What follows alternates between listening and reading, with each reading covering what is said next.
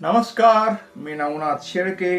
तर आपण पाहत आहोत ज्ञानेश्वरीचा आपण करत आहोत मनन आणि चिंतन. तर आपण पाहत आहोत अध्याय पहिला, अर्जुन विषाद योग. तर चला सुरू करूया. ज्ञानेश्वरी वाचन तुम्ही श्रवण भक्ती करा आणि मी वाचनाचा आनंद घेतो. तर सुरू करूया. वेदांनी ज्याचे वर्णन केले आहे अशा मूळ स्वरूप ओंकारा तुला नमस्कार असो. म्हणजे वेदांच्या मुळाशी जो ओंकार आहे त्याच्यातूनच सर्व शब्दांची निर्मिती झालेली आहे. असा तो ओंकार, त्याच्यातूनच ज्याच्या स्पंदनांतूनच शब्दांची आणि ह्या पृथ्वी तलावावरील सर्व जीवसृष्टीची ज्या निर्मिती झालेली आहे असा तो ओंकार. आपल्या रूपाचा अनुभव आपणच आणवून देणाऱ्या आत्मरूपा तुझा जय जयकार असो. श्री निवृत्तीदास ज्ञानदेव म्हणतात, सर्वांच्या बुद्धीला ज्ञानाचा प्रकाश देणारा गणेश तूच आहेस. महाराज ऐका, संपूर्ण वेद हीच त्या गणेशाची उत्तम मूर्ती होय. स्वर व व्यंजने ही त्या रूपाची सुंदर कांती आहे. स्मृती ग्रंथ त्या मूर्तीचे अवयव आहेत. त्या स्मृतीतील अर्थ सौंदर्याने ते अवयव लावण्याची केवळ खानच बनले आहेत. 18 पुराणे तुझ्या मूर्तीला चढवलेले अलंकार आहेत. त्यांच्या रचना पद्धती ही कोंदणी असून त्यामध्ये सुंदर सिद्धांत वाक्य हे हिरे जडलेले आहेत. उत्तम पदरचना हेच रंगवलेले वस्त्र होय आणि त्या शब्दरचनेतील अलंकार हे त्या सिद्धांत वस्त्राचे चकचकीत तलम तंतू आहेत. काव्य आणि नाटके पहा, त्यांची कौतुकाने योजना करू म्हटले तर करकोटेच्या घागऱ्यांच्या ठिकाणी होते आणि त्यांतील अर्थ हा त्या घागऱ्यांच्या मंजूळ ध्वनी होतो. मार्मिक दृष्टीने पाहिले म्हणजे त्यांतील श्लेषांच्या पर्यायांची उत्तम स्थले हीच कोणी या घागऱ्यांमधील रत्ने शोभतात. व्यासाधिकांची बुद्धी हीच त्यावरील मेखलेंच्या कमरेच्या शेंड्याच्या ठिकाणी शोभते व त्या बुद्धीचा सरळपणा मेखलेच्या पदराच्या शेंड्याप्रमाणे झळकतो. असे पहा की 6 शास्त्रे हेच गणपतीचे 6 हात आहेत आणि म्हणून त्यांतील भिन्न भिन्न अभिप्राय ही त्या हातांतील निरनिराळी शस्त्रे होत. तेव्हा तर्कशास्त्र हा फरशू, न्यायशास्त्र हा अंकुश आणि वेदांत शास्त्र हे गोड व रसाळ मोदकाच्या ठिकाणी शोभते. वार्तिककारांच्या व्याख्यानाने स्वभावताच खंडित झालेले बौद्ध मत हे एका हातात असणाऱ्या मोडक्या दंताच्या ठिकाणी शोभते. मग कल्याणकारक व वरदायक असा जो हस्त तो सत्कारवाद म्हणजे ब्रह्मविषयक वाद होय. धर्म आणि प्रतिष्ठा यांचेही ज्यापासून स्थापना होते तो अभयस्थ होय. त्या ठिकाणी महासुखाचा परमानंद आहे. तो अति निर्मळ विचार हाच सरळ सोंडेचा सोट होय. तसाच उत्तम संवाद हा सरळ व शुभ्र दातांचे ठिकाणी असून ज्ञानदृष्टी म्हणजे त्या विघ्न राजाचे सूक्ष्म नेत्र होत. पूर्व व उत्तर हा या मीमांसा मला कानांच्या ठिकाणी भासल्या. बोधामृत हा गंडस्थलांतून निघणारा मध व त्यांचे सेवन करणारे मुनी हेच भ्रमर होत. त्यांतील प्रमेये हीच गंडस्थलावरील पोवळ्यांच्या ठिकाणी असून एकाच तात्पर्याच्या असे द्वैताद्वैत सिद्धांत हे गंडस्थलांच्या ऐवजी शोभतात. त्या गंडस्थलांवरील टवटवीत व सुगंधी फुले म्हणजे ज्ञानकरंदाने परिपूर्ण असलेली दशोपनिषदे होत. ओंकारातील आकार हा दोन्ही चरणांचे ठिकाणी, उकार हा विशाल उदराच्या ठिकाणी व मकार हा सर्व अवयवांच्या श्रेष्ठाच्या मस्तकाच्या ठिकाणी आहे. आकार, उकार व मकार हे ज्या वेळेस एकत्र झाले त्यावेळेस त्यांत शब्द ब्रह्माचा समावेश होऊन ओंकार हे रूप बनले. त्या आधी बीजाला श्री गुरु निवृत्तीनाथांच्या कृपेने नमस्कार करतो. आता अपूर्व अशा वाणीच्या ठिकाणी विलास करणारी, चातुर्य, अर्थ व कला यांची स्वामिनी आणि विश्वाला मोहित करणारी अशी जी सरस्वती तिला मी नमस्कार करीतो. माझ्या हृदयात वास करणारे जे सद्गुरू त्यांच्या कृपेने संसार महापुरांतून मी पार पडलो म्हणून विचारावर माझी विशेष प्रीती जडली. ज्याप्रमाणे पायाळूच्या डोळ्यात अंजन घातले म्हणजे त्यांची दृष्टी चोहीकडे फाकून त्या सुगावा लागेल तेथे भूमिगत द्रव्याचा ठेवा दिसू लागतो किंवा मनोरथ पूर्ण करणारा चिंतामणी हाती आला असता सर्व हेतू पूर्ण होतात, त्याप्रमाणे ज्ञानदेव म्हणतात की श्री गुरु निवृत्तींच्या कृपेने माझे सर्व हेतू नेहमी तडीत जातात. म्हणून जे शहाणे आहेत त्यांनी श्री गुरूंची सेवा करावी, म्हणजे त्यांच्या मनांतील सर्व हेतू सिद्धीत जातील. ज्याप्रमाणे झाडाच्या मुळाशी पाणी घातले म्हणजे फांद्या व पाने आपोआप टवटवीत होतात, किंवा त्रिभुवनांत जितकी तीर्थे आहेत तितक्या सर्वांचे श्रेय एका समुद्रात स्नान केल्याने येते, अथवा अमृत रसांचे सेवन केले असता सर्व रस सेवन केल्याप्रमाणे होते. त्याचप्रमाणे इच्छित कामना पूर्ण करणारे जे श्री गुरु त्यांचंच मी मन पुन्हा पुन्हा अभिवंदन करतो. आता यापुढे सर्व कौतुक उत्पन्न करणारी अथवा विचाररूप वृक्षांची अपूर्व बागच अशी गहन कथा ऐका. श्री ती सर्व सुखदायक व अर्थरूपी केवळ मोठा ठेवा अथवा नवरसांनी पूर्ण असा अमृत सिंधूच आहे, किंवा मोक्षांचे स्थान अथवा सर्व विद्यांचे माहेरघर, किंवा किंबहुना तिच्या आश्रयाने सर्व शास्त्रे आहेत, हे सर्व धर्मांचे माहेर, किंवा सज्जनांचा जिव्हाळा अथवा सरस्वतीच्या लावण्यरूपी रत्नांचा ठेवाच आहे, किंवा सरस्वती ही श्री व्यासांच्या महामतीत प्रवेश करून कथा मी पाने या त्रिजगांत प्रकट झाली आहे. म्हणून ही कथा सर्व काव्यांचा राजा असून ग्रंथाच्या थोरपणाचे ठिकाण आहे, व तेथून शृंगार अधिक नवरसांना रसाळपणाचा विशेष डौल आला. तसेच आणखी एक गोष्ट ध्यानात ठेवा की या वेळेपासूनच शब्दरूपी लक्ष्मी शास्त्रीयपणा येऊन आत्मबोधाच्या ठिकाणी दुप्पट कोमलपणा आला. या कथेपासून चातुर्य शहाणे झाले, तत्वार्थाला जास्त रुची आली आणि सुखाच्या सौभाग्याची वृद्धी झाली. माधुर्याला मधुरपणा, शृंगाराला सुरेखपणा व योग्य वस्तूस श्रेष्ठपणा येऊन त्या सर्व उत्तम रीतीने शोभू लागल्या. या कथेपासूनच कलांना कौशल्य प्राप्त झाले व पुण्याचा प्रताप वाढला.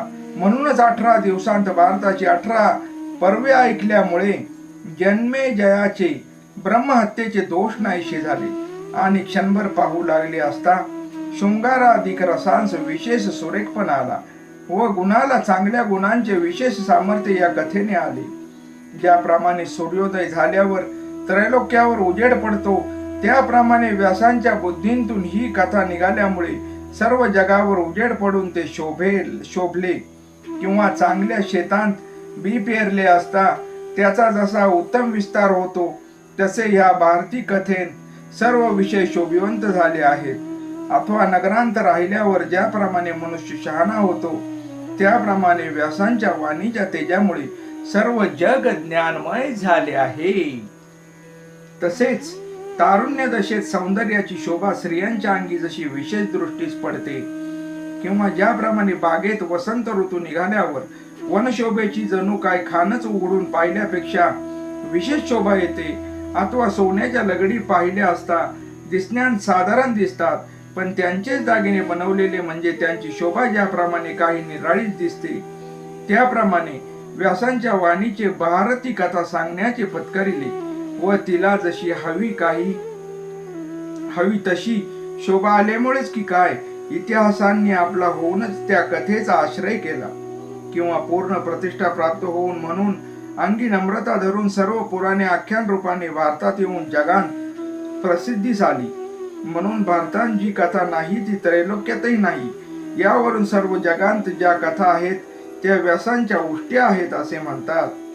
अशी ही गोड व केवळ परमार्थाच्या उत्पत्तीचे स्थानच अशी कथा वैशंपायन हे जन्मेजय राजा सांगतात. ती कथा अद्वितीय, उत्तम, पवित्र, उपमारहित आणि अतिकल्याणकारक अशी आहे. ती ऐका. आता भारत हेच कोणी कमल व भगवंतांनी स्वतः अर्जुनास सांगितलेला गीताविषयक हाच त्यांतील पुष्परेणू होय.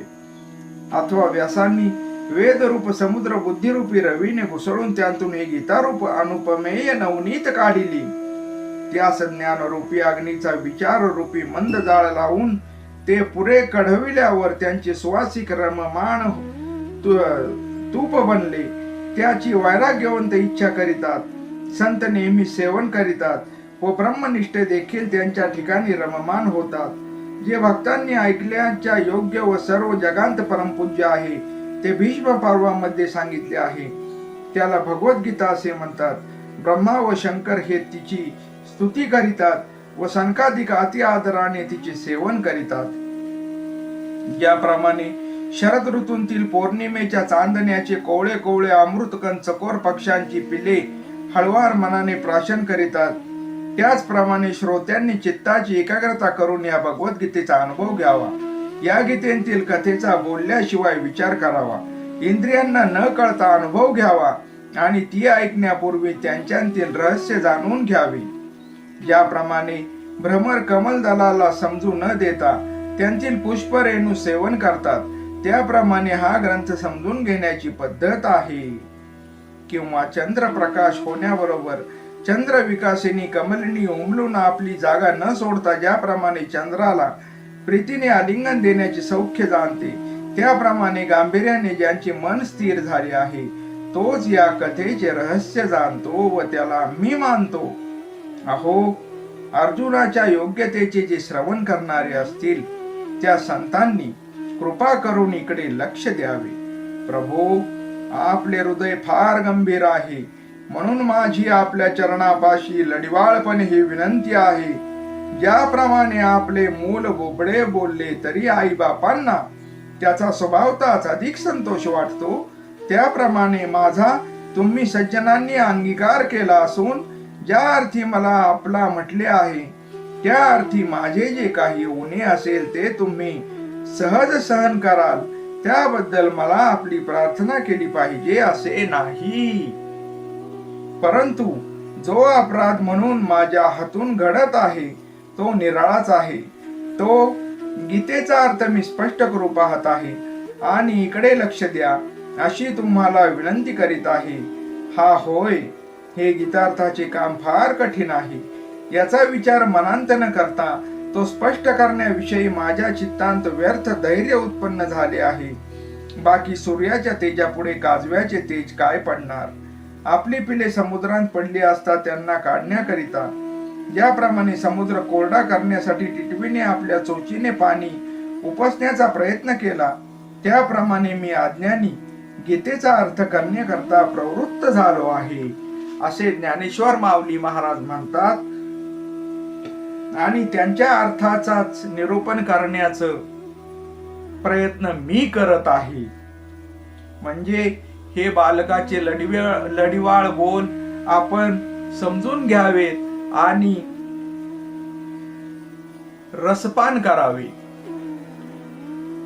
असे पहा, आकाशाचे आकलन करावयाचे म्हटले म्हणजे ज्याप्रमाणे त्याहून मोठे झाले पाहिजे, त्याप्रमाणे वास्तविक पाहता माझे हे कृत्य अवघड आहे. या गीतार्थाची थोरवी एवढी आहे की स्वतः शंकर त्याची चर्चा करीत असता भवानीला चमत्कार वाटून तिने शंकराला प्रश्न केला असता शंकर म्हणाले, हे मायादेवी, तुझ्या स्वरूपाचा जसा अंत लागत नाही त्याप्रमाणे या गीता तत्वापासून नित्य नवा आनंद प्राप्त होत असल्यामुळे त्याचाही पार लागत नाही.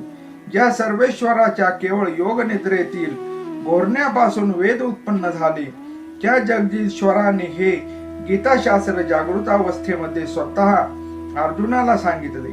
असे हे गीताशास्त्र गहन असून याच्या ठिकाणी वेदांची देखील मती गुंग होऊन गेली. तेव्हा अशा ठिकाणी अल्प व मतिमंद असा जो मी, त्या माझी काय कथा. हे अपार गीता तत्व कोणत्या उपायाने समजून घ्यावे. सूर्याच्या तेजाला कोणी उजाळा द्यावा व चिलटाने आपल्या मुठीत आकाश कसे धरावे.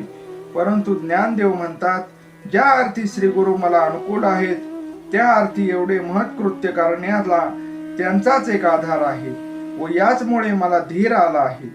एरवी मी खरोखर मूर्ख असून अविचाराचीच गोष्ट करीत आहे, तथापि तुम्हा संतांच्या कृपादीप लकलकीत आहे हे मी माझे भाग्य समजतो. परिसाच्या सामर्थ्याने लोखंडाचे सोने होते किंवा मेलेल्या मनुष्यास अमृत पाजिले असता तो जिवंत होतो, अथवा सरस्वती प्रसन्न झाली तर मुख्याला देखील वाचा फुटते, तेव्हा यांत नवल नसून हे केवळ वस्तू महात्म्य आहे. कामधेनू ज्याची आई त्याला दुर्लभ असे काय आहे, म्हणून मी हा ग्रंथ करण्यास प्रवृत्त झालो. तरी कमी असेल तर पूर्ण करा. व अधिक असेल तर काढून टाका, एवढी माझी आपणास विनंती आहे. महाराज, आता आपण इकडे लक्ष द्यावे, कारण जर आपण मला बोलण्याची शक्ती दिली तर मी बोलेन. ज्याप्रमाणे लाकडांची कळसूत्री बाहुली दोऱ्यांच्या आधाराने नाचते, त्याप्रमाणे मी तुमच्या कृपेतला असून आज्ञाधारक आहे. तर हे साधो, तुम्ही मला आपल्या इच्छेप्रमाणे वाटेल तसं नटवा. तेव्हा श्री गुरु म्हणतात, हे तू आम्हाला सांगावेस असे नाही. आता या गोष्टी बाजूस ठेवून गीतार्थ सांगण्याकडे लक्ष दे.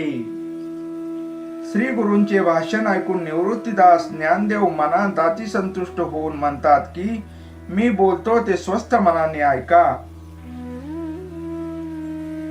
अरे संजया, धर्मोत्पत्तीचे स्थान, धर्म उत्पन्न होण्याची जागा अशा कुरुक्षेत्रांत जमलेली युद्धाची इच्छा करणारे माझे पुत्र आणि पंडूंचे पुत्र काय करते झाले, असा धृतराष्ट्राने संजयाला प्रश्न विचारला.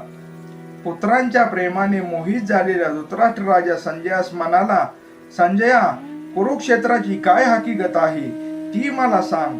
ज्या कुरुक्षेत्राला धर्माचे ठिकाण असे म्हणतात, तेथे माझे व पंडूंचे पुत्र युद्ध करण्याच्या निमित्ताने गेले आहेत, तर ते परस्परांत एवढे वेळपर्यंत काय करीत आहेत ते मला लवकर सांग. तेव्हा संजय म्हणाला, ज्याप्रमाणे महाप्रलयाचे वेळी काळाचे तोंड पसरलेले असते, त्याप्रमाणे पांडवांचे सैन्य खवळले. अशा प्रकारे सर्व पांडव सैन्य एकदम तयार झाले, तेव्हा त्याला कोण आवरणार? ज्याप्रमाणे काळकूट विष उसळले असता त्याचे शमन कोण करणार? किंवा वडवानल पेटून तो प्रलय वाताने भडकल्यावर ज्याप्रमाणे समुद्रांतील पाण्याचे शोषण करून आकाशापर्यंत प्रदीप्त होतो, त्याप्रमाणे पांडवांचे भयंकर सैन्य नाना प्रकारच्या व्यूहरचनेने तयार केलेले असल्यामुळे त्यावेळेस अति बेसूर असे दिसते. ज्याप्रमाणे हत्तींचे कळप पाहून सिंह त्यांना कंपदार्थ मानतो, त्याप्रमाणे दुर्योधनाने पांडवांचे सैन्य पाहून त्यास यत्किंचित मानले. अहो द्रोणाचार्य, तुमच्या बुद्धिमान शिष्याने द्रुपदाच्या पुत्राने दृष्टद्युम्नाने रचलेल्या व्यूहाच्या आकाराच्या उभ्या केलेल्या या पांडवांच्या मोठ्या सेनेस पहा. मग द्रोणाचार्यांजवळ येऊन त्यास म्हणाला, पांडवांचे हे सैन्य कसे उसळले आहे पाहिले ना. बुद्धिमान असा जो द्रुपद पुत्र दृष्टद्युम्न, त्याने त्या सैन्याची आणि चमत्कारिक रचना केली आहे की ते चालत्या डोंगरी किल्ल्याप्रमाणे दिसत आहे. ज्या दृष्टद्युम्नाला तुम्ही पढवून विद्येचे आगार केले, त्याने हा सेना समुद्र चहूकडे पसरविला आहे तो पहा. जो सैन्यांत शूर, ज्यांची विश्वास म्हणजे धनुष्य मोठमोठी आहेत, असे युद्धांत भीष्म व अर्जुन यांच्या तोडीचे असे हे लोक आहेत. त्यांतील कित्येकांची नावेही दुर्योधन सांगतो.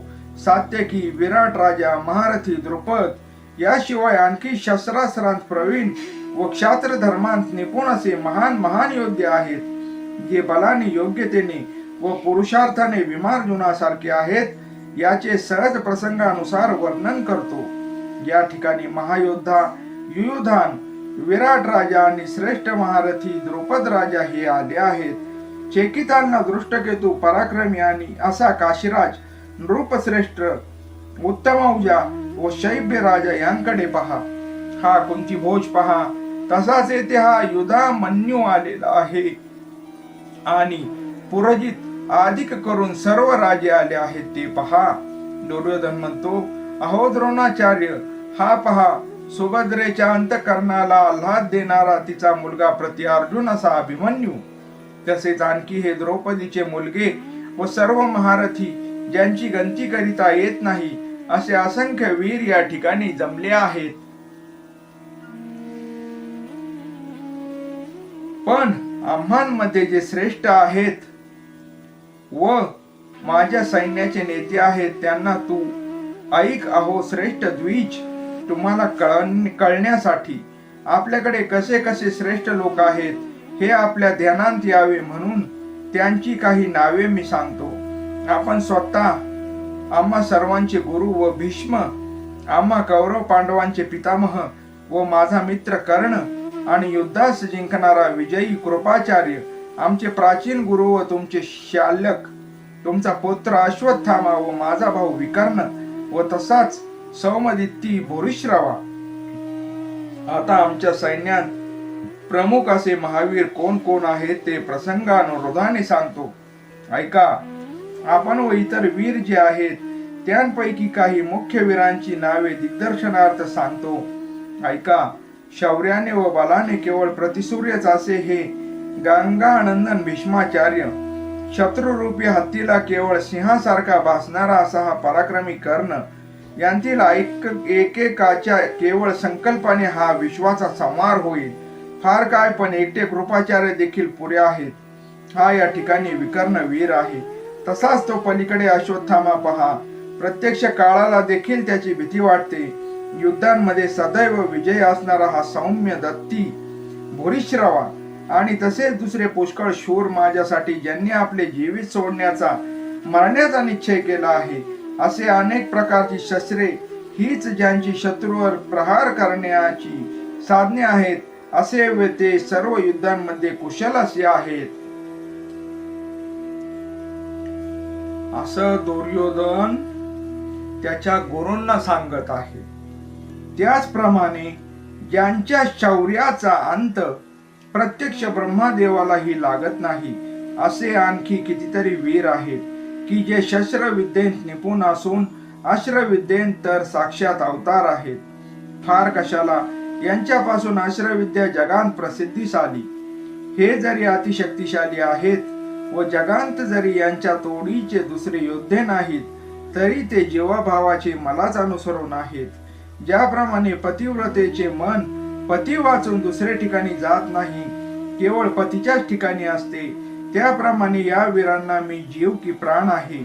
आमच्या कामापुढे ते आपले प्राणही तुच्छ समजतात. इतके ते पराकोटीचे स्वामीभक्त आहेत. हे युद्धकलेमध्ये निष्णात असून चातुर्याने कीर्ती संपादन करीतात. फार काय सांगावे, क्षत्रियांचा धर्म यांच्यापासूनच प्रसिद्धीस आला. याप्रमाणे आमच्या सैन्यात सर्वतोपरी पराक्रमी असे अनेक वीर आहेत. त्यांची किती म्हणून गंती करावी. अशा प्रकारचे आमचे भीष्मांनी ज्यांचे सर्व प्रकारे रक्षण केले आहे असे सैन्य अपरिमित फार मोठे आहे. परंतु या पांडवांचे भीमाने ज्यांचे सर्वतः रक्षण केले आहे असे हे सैन्य परिमित थोडे आहे. तशात सर्व क्षत्रियांमध्ये श्रेष्ठ आणि जगांतील सर्व योद्ध्यांमध्ये प्रतापी असे जे भीष्माचार्य, त्यांच्याकडे या सर्व सैन्याचे आधिपत्य दिलेले आहे. त्यांनी हे सर्व सैन्य आवरून अशा बेताने रचिले आहे की जणू काय हे किल्लेच बांधिले आहेत. त्यांच्या शौर्यापुढे त्रिभुवन देखील तुच्छ आहे. 16 विचार केला असता ज्याप्रमाणे सर्व प्रकारे समुद्र दुस्तर असून आणखी त्यास वळवानलाचे सहाय्य व्हावे किंवा प्रलय कालच्या अग्नीला महावातांचे सहाय्य मिळून त्या उभयतांचा जसा संयोग व्हावा तसे या आमच्या अफाट सैन्यास भीष्म हे सेनापती मिळाले आहेत. तेव्हा या आमच्या सैन्याबरोबर कोण युद्ध करील? पांडवांचे सैन्य वर सांगितलेल्या आमच्या सैन्याच्या तुलनेने अगदी थोडे दिसत आहे. शिवाय त्यांचे सेनापत्य दांडग्या भीमसेनाने स्वीकारलेले आहे. इतके सांगून दुर्योधन स्तब्ध राहिला. आपण सर्वही आपापल्या नियत स्थानांत आपल्या भाग न सोडता राहून स्थित होऊन केवळ भीष्मांचे सर्व बाजूंना रक्षण करा. मग फिरून सर्व सेनापतींस म्हणाला, अहो, आता आपापले सैन्य सज्ज करा. ज्यांच्या ताब्यात सैन्याच्या ज्या औक्षहिनी आहेत त्यांतील श्रेष्ठ महारथ्यांनी आपापल्या औक्षहिनापुढे जाऊन उभे राहावे व त्यांनी त्या औक्षहिनी सांभाळून भीष्मांच्या आज्ञेने वागावे. नंतर तो द्रोणाचार्यांस म्हणाला, तुम्ही सर्व सैन्यावर देखरेख ठेवावी आणि भीष्मांस मजप्रमाणेच समजून त्यांचे रक्षण करावे, कारण आमच्या सर्व सैन्याची भिस्त त्यांच्यावरच आहे.